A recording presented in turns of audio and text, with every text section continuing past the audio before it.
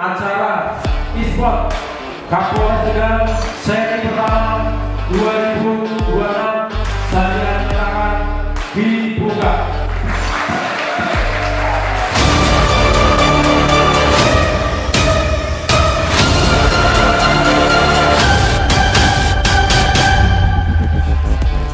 Jujur dan bertanggung jawab.